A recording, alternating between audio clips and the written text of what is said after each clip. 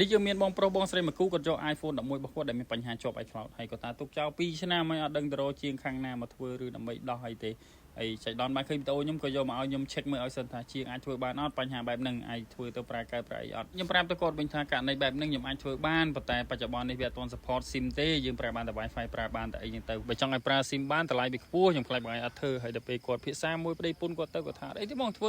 ទៅមិនមកក៏ទុកបានឲ្យកូនលេងឲ្យអីលេងយើងលឺតែគាត់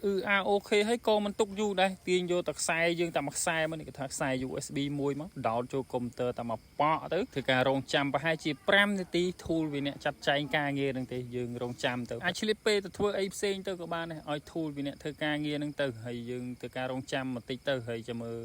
ខ្ញុំកំពុងតែ connect មួយ tool ឯ tool វាអត់ទាន់ស្គាល់ឥឡូវវាស្គាល់ហើយចឹងខ្ញុំជួយមកប៉ក់ទៅទូរស័ព្ទវានឹងអាលុតហើយអញ្ចឹងត្រង់កន្លែងនេះវាអាចនឹងអាលុតភ្លឹបភ្លែតប្រហែលជា5ទៅ6ដងឯដែរបានវា complete ណាតែនេះដោយសារតែខ្ញុំកាត់ទេអញ្ចឹងខ្ញុំកាត់ឲ្យវាអាលុតតែម្ដងអីទៅម្ដងពីរដងអីទៅឲ្យវាដល់មនុយយកតែម្ដងកុំឲ្យមួយ